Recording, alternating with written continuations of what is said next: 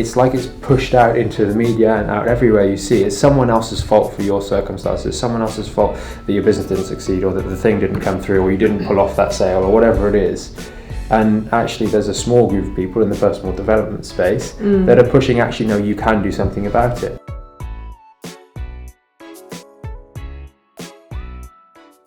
Okay, hey guys, and let's get back to business. Today we are talking about victim mentality and how it can be very detrimental to your success. I'm joined by Mike, Karen, we've got Joe and Ollie behind the camera, and as always, please do give us a like, a share or a comment if you do find value in these videos. We would really appreciate it. All right, we're going to kick things off. Karen? Sure. So we're going to be talking about victim mentality and how it can affect your everyday life. I was reading a blog by a psychologist that defined victim mentality as a coping mechanism to deal with what's going on at work or in relationships. So do you want to talk a little bit about victim mentality? How do you think it came about? Well, that's a pretty rubbish coping strategy overall. It's not very good, is it, really? Not if you're in business. No, I guess sort of when I think of victim mentality, I kind of think of someone who is very woe is me, doesn't take that much accountability or responsibility for what is happening to them day to day, and I think that puts you in a very kind of negative space because you put the onus on everybody else. It is everybody else's fault. It's everybody else's problem, and I did nothing wrong. And I think that's a really bad way to be in business and in life. And if you kind of turn that mentality around, life will be so much better for you in general. You won't get any business person successful anyway with that mentality. Yeah, like it's like being a balloon in the breeze. You're just flown all over the place. You know, wherever the wind blows you, you're going to go in that direction, whether or not you want to. And you won't get anyone successful in business doing that. I think it might have come from like childhood though, because like the way I see it is when you're a kid and you're at school, and then it's like, how can I stay out of trouble? So you've done something wrong, and then you're like, oh, how can I make it so it's not my fault? I think that's maybe where it stems from. Like, how do I not take responsibility for this? How do I put it on someone else? How do I blame someone else? Yeah, that's a good point. That's so you don't in get childhood. in trouble. Yeah, so you don't get in trouble in childhood. And I think it's something that you get left with, and then no one likes to be at fault for anything, do they? Yeah, that's a really interesting point, and maybe you're right. But I do think at a point you are supposed to grow out of that and start taking responsibility for your own actions. 100%. I'm not saying you should stay with it, but yeah. Yeah, I think that if you're going to be successful in business, you need to take on board things will happen to you sometimes, but there are probably things that you did at that time or leading up to that event that meant no circumstances happened to you at that point. And it's all, you should reflect on that and say, well, what happened? Why did this occur? Briefly. But spending the next 6 weeks going, oh, woe is me. Why does it always happen to me? Why does bad things always happen to me? You're quite clearly doing nothing to get yourself out of that situation. You need to quickly recognise that maybe something extraneous happened to you and you contributed to that. How did you contribute to that? And then more importantly, what would you have liked to happen that didn't happen? And then figure out swiftly, move on to what are you going to do to make that happen. That's how business works. It doesn't always go well. Yeah. If you're going to be in a victim mentality, then you're never going to make anything happen because you'll be too disempowered. Yeah. You also don't want to take it to the other extreme though, where you kind of blame yourself for absolutely everything, because that can also have another, like a negative effect on sort of how you see yourself. So yes, of course, take accountability and responsibility for your actions, but you don't need to kind of batter yourself with why it went wrong. You just kind of need to figure it out and then move forward. Yeah, of course. I mean, there are situations where something is going to be out of your control anyway. Yeah. So how do you think somebody can get out of a victim mentality? There's a really cool phrase that I think it was supposed to be said by Shakespeare, but I think it was Marcus Aurelius, but I'm not sure. And it was, nothing is good or bad, but thinking makes it so. So something just happens, and then you can decide whether it was good or bad. So if you can at least start with that point in mind to get out of that mentality, say, okay, just objectively, what just happened? this happened. Is it good? Is it bad? Don't even try and put a judgment on it. Don't try and say whether it was a good or bad thing. Just acknowledge that it occurred. And then what are the subsequent actions that you're going to take? I think at times when things aren't going well, it is very easy to slip into the victim mentality and why does the world hate me? But if you maybe move to some of the stuff we've discussed in the previous podcasts, be goal orientated. Okay, quickly, what happened? And then just take action. If you can just have a series of steps that happen when something doesn't go right, to analyze a few bits and pieces and then take action. You don't give yourself to time to get into that funk and to that bad place. The second thing is be very, very careful with who you're around.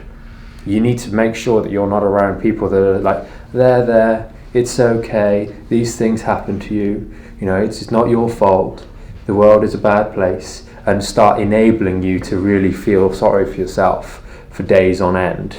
You need to be very careful about people that help you, that try and help you and offer you that condolence or whatever it is in that way. Avoiding those people like the plague would be very helpful. Mm-hmm. Yeah, that would be my point. Think about who you're surrounding yourself with, and just listen out. If someone's constantly giving you tacit approval for everything, even if you know deep down actually that's wrong, I shouldn't have done that, or it was my fault, and they're there saying, don't worry about it, like it's okay, it was their fault, not your fault, just move on.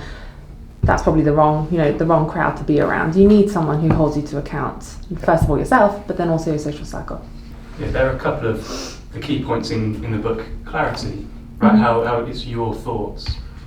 You're perceiving the world from the inside out. Mm-hmm. If you perceive something as being like not your fault, like your happiness is because that didn't go for you or this, but in reality, you have the power to control that. Yeah, absolutely. You definitely have the power over your reactions to the circumstances. Mm-hmm. The victim mentality fundamentally is giving away control. Yeah. And you're seeing that more and more nowadays. We're blaming everyone else. It's everyone else's fault for your circumstances. And it's happening more and more, which is probably why people maybe are not so happy about those sorts of things. It's like it's pushed out into the media and out everywhere you see. It's someone else's fault for your circumstances. It's someone else's fault that your business didn't succeed, or that the thing didn't come through, or you didn't pull off that sale, or whatever it is.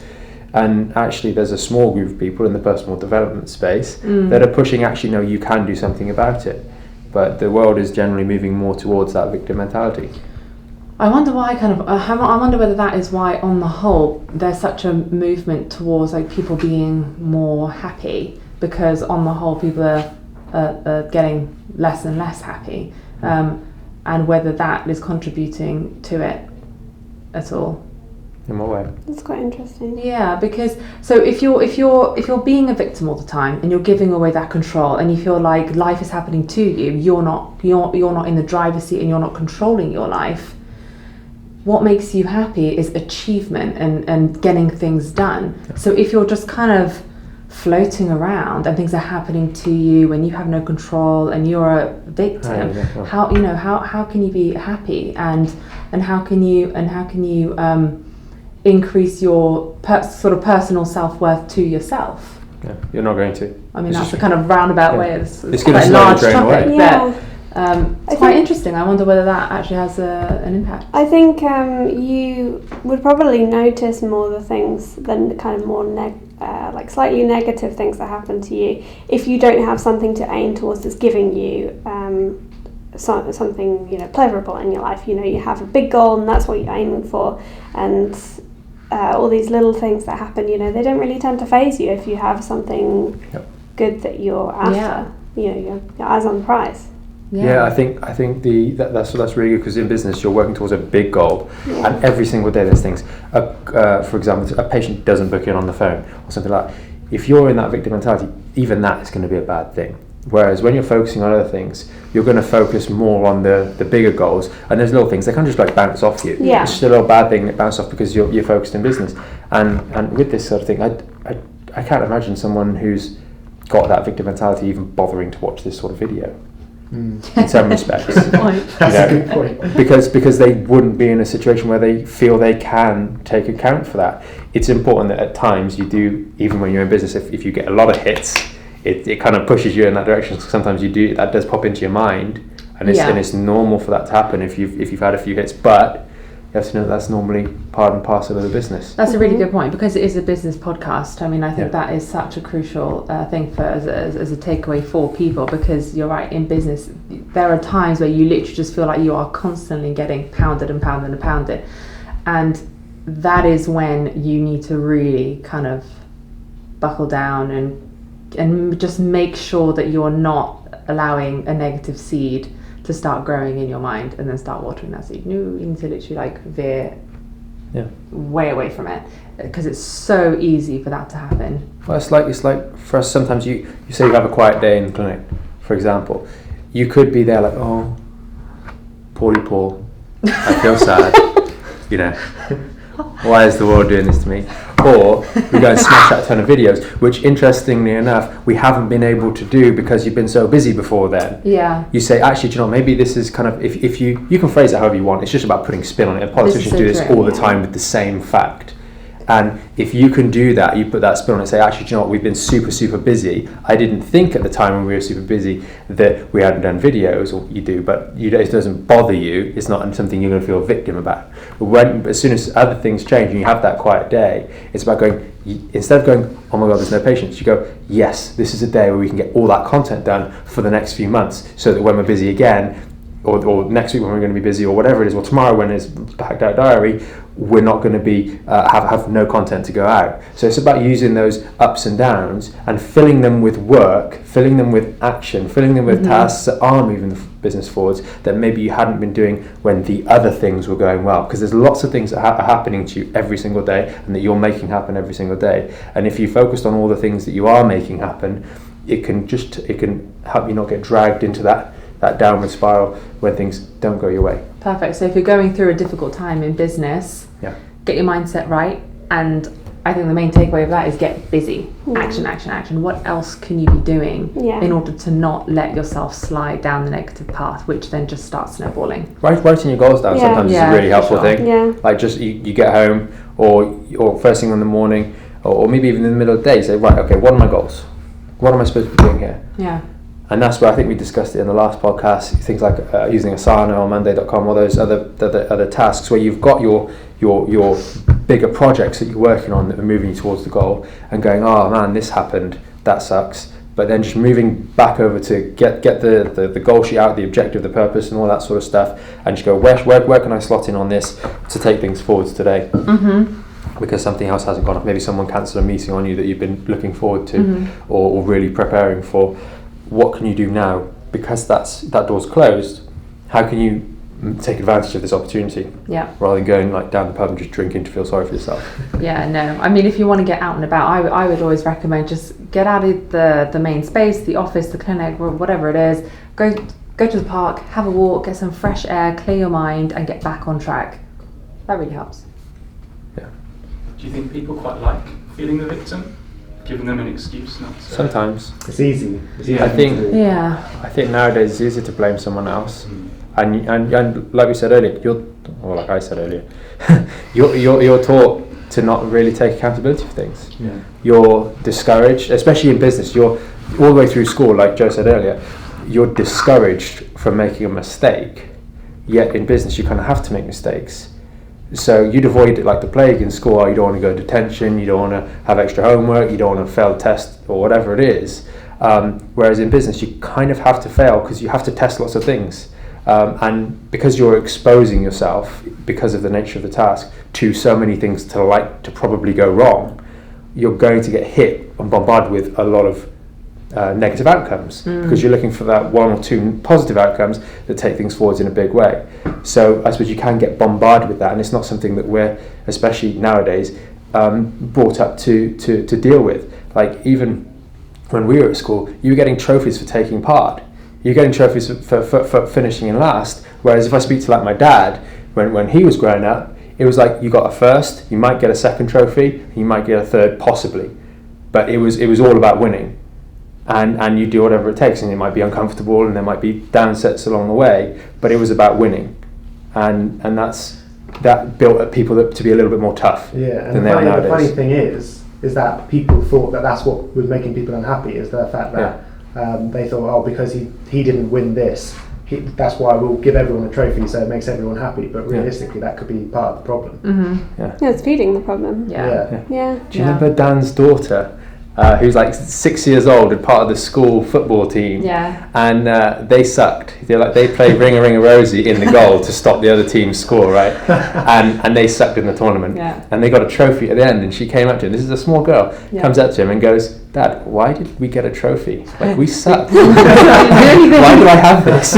Like, it's and because she's really smart. Yeah. But it's like, why did we just get given a trophy for dancing around in the goal? The objective was to win the tournament, not to just show up, you know? Yeah. That being said, you've got to show up to get. That's part of success. You have to show up repeatedly, but you only get a trophy when you win. In business, anyway. Yeah. Unfortunately, that message in school doesn't translate to business success if you're competing in a competitive environment, which all businesses are. Yeah.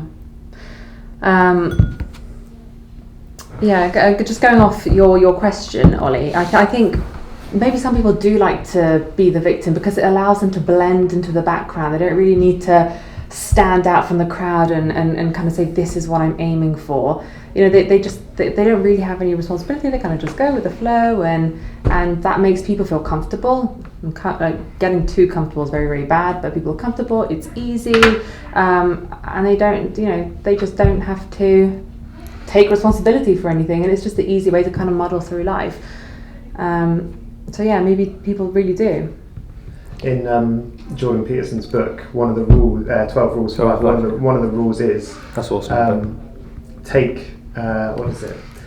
It's like, look after your house before you criticise. Set your house in order before you criticise the world. Exactly. So it's like, if you can't, there's no right to criticise anything else if your life isn't going the way you want it to go. So you have to fix yourself first, and then. But that's taking responsibility, and as you take responsibility yourself, you start to bring on more responsibility on yourself, and then life gets harder. But he says life is suffering. So life gets harder, but then you get more reward from doing harder things. So I think that's maybe people want to avoid that because it's difficult to do, but it's more rewarding in the end. And putting yourself out there is tough. Yeah, it's easier to be part of a crowd criticising someone else than actually going home and facing the reality of actually, I haven't got these things in order and I should probably sort those out first. It's just a form of procrastination, really. Yeah. More than anything else. There's a story in Atomic Habits where they talk about, I think it's in Atomic Habits, where they talk about a monkey or an ape of some kind, and he knows a superior method of opening a coconut, and he won't use it if he's in I don't know what a group of it, but if he's in another group and they don't have that superior method, he will go back to using the method that they use, despite the fact that he can open the coconut better, because he's blending in. Yeah.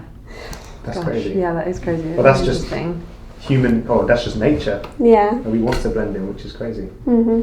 So how do you take that step out of that comfort zone? A really good book for that is the Who Moved My Cheese. Yeah, that's a good bit. Especially, I won't say too much about it, but if you are feeling like you're stuck in a certain environment, you feel like you've been hard done by at work or in a relationship, this is a method to get out of it, basically. It's a really good book and very short, so it's a very quick read if you want to find out more about getting out of a tough spot. Yeah, in a lot of cases, it's just like the Nike logo. You just do it. Yeah. Yeah. But should we wrap it up there? Yeah, sure. So just to go back right to the beginning, victim mentality is generally not taking any responsibility. It's usually somebody else's problem, but it can be very comfortable to feel that way. A way to kind of get over that is to look at your situation objectively. I think also sometimes it's called the helicopter principle. You look at your problems from above and identify it from a completely objective perspective. Try and be more goal oriented, so take it back to the goals, refocus on what you're aiming for, and just set little steps in order to get back there. Get busy taking action, and use productivity tools to help you stay more focused. Cool. Awesome. Well, Yeah. hope you found this episode helpful, guys, and don't be a victim. But do get involved in the comments below. If you've got any questions or any comments on how this has affected you, then please do comment those below if you're watching this on YouTube, and stay tuned for the next episode next week. Thanks for watching. Bye. Bye.